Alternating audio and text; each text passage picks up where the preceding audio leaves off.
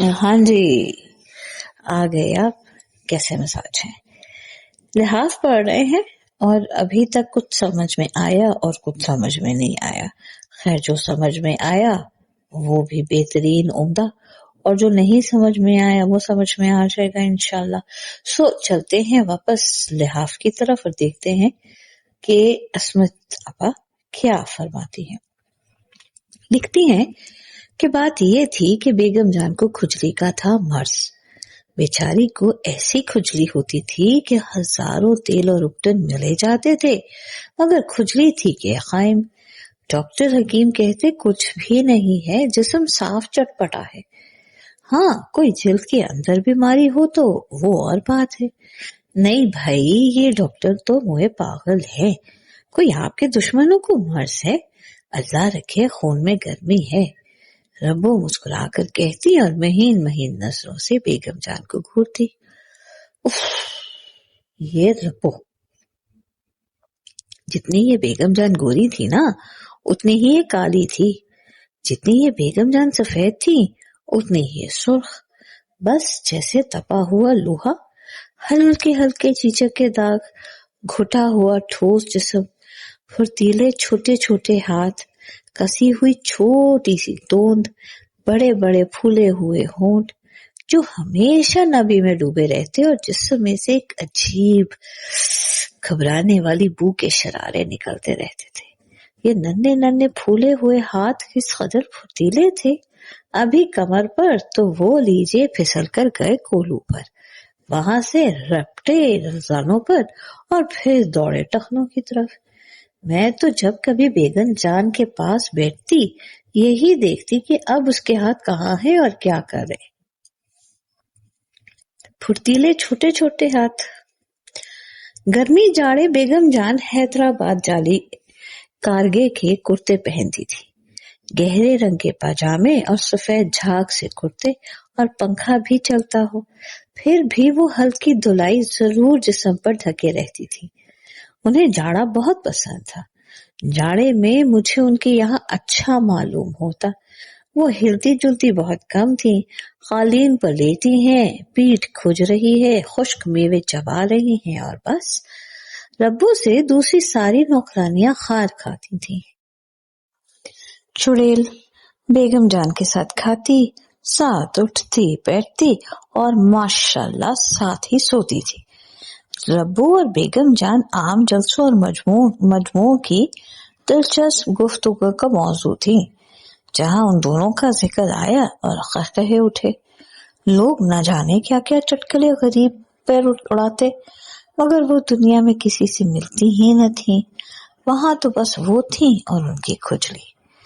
मैंने कहा कि इस वक्त मैं काफी छोटी थी और बेगम जान पर फिदा। वो मुझे बहुत प्यार करती थी। इत्तेफाक से अम्मा आगरे गईं। उन्हें मालूम हुआ कि अकेले घर में भाइयों से मार कुटाई होगी, मारी मारी फिरूंगी, इसलिए वो हफ्ते भर के लिए बेगम जान के पास छोड़ गई। मैं भी खुश और बेगम जान भी खुश। आखिर को अम्मा की भाभी बनी हुई थी ना। अब सवाल ये उठा कि मैं सोऊं कहाँ। कुदरती तौर पर बेगम जान के कमरे में, लिहाजा मेरे लिए भी उनके छप्पर खट से लगाकर छोटी सी पलंगड़ी ढाल दी गई। 10-11 बजे तक तो मैं बातें करते रहे और बेगम जान ताश खेलते रहे। फिर मैं सोने के लिए अपने पलंग पर चली गई और जब मैं सोई तो रब्बो वैसी ही बैठी उनकी पीठ खुजा रही थी। भंगन कहेंगी, मैंने सोचा। रात को मेरी एकदम से आंख खुली तो मुझे अजीब तरह का डर लगने लगा। कमरे में खूब अंधेरा और इस अंधेरे में बेगम जान का लिहाफ ऐसे हिल रहा था जैसे उसमें हाथी बंद हो। बेगम जान, मैंने डरती हुई आवाज निकाली। हाथी हिलना बंद हो गया। लिहाफ नीचे दब गया। क्या है, सो रहो, बेगम जान ने कहीं से आवाज दी। बेगम जान, डर लग रहा है, मैंने चूहे की सी आवाज में कहा। सो जाओ, डर की क्या बात है, आयतुल कुर्सी पढ़ लो। अच्छा, मैंने जल्दी जल्दी आयतुल कुर्सी पढ़ी, फिर दफातर अटक गई। حالانکہ مجھے اس وقت پوری یاد تھی. تمہارے پاس آ جاؤ بیگم جان. نہیں بیٹی، سو رہو، ذرا سختی سے کہا، اور پھر دو آدمیوں کے خسر پھسر کرنے کی آواز سنائی دینے لگی. ہائے رے، یہ دوسرا کون ہے؟ میں اور بھی ڈری.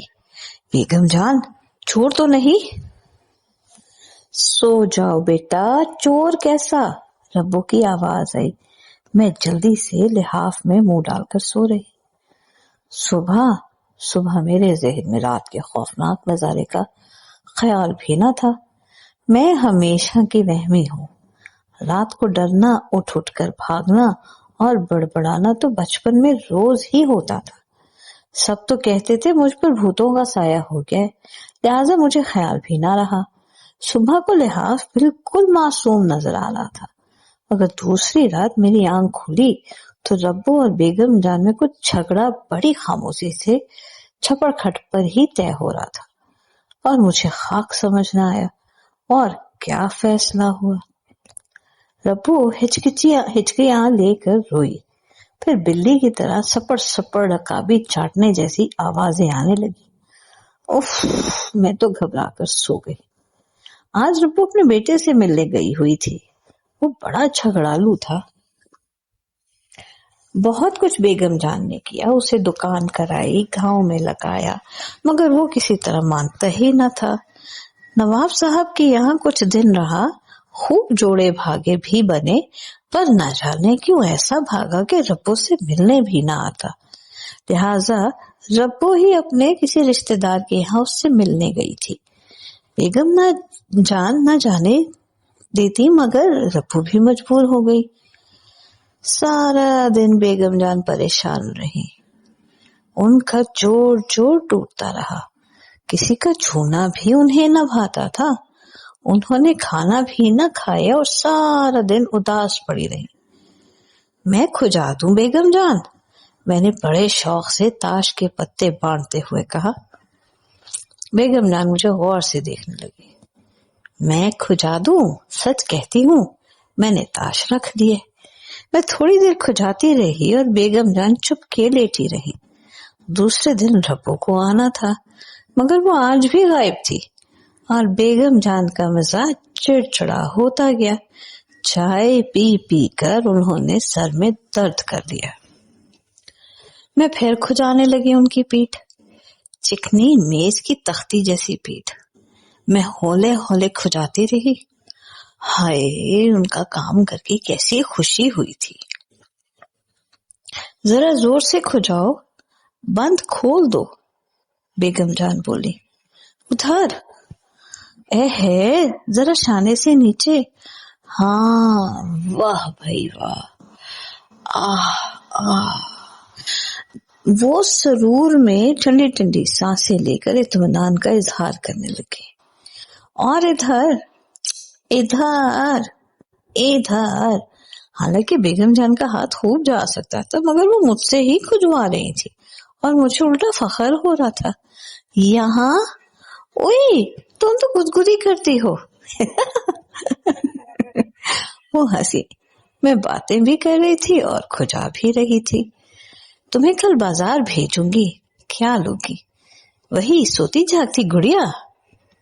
نہیں بیگم جان، میں تو گڑیا نہیں لیتی. کیا بچہ ہوں اب میں؟ بچہ نہیں تو کیا بوڑھی ہو گئی ہو؟ وہ ہنسی. گڑیا نہیں تو ببوا لینا، کپڑے پہنانا خود. میں دوں گی تمہیں بہت سے کپڑے. سنا؟ انہوں نے کلوٹ لی. اچھا، میں نے جواب دیا.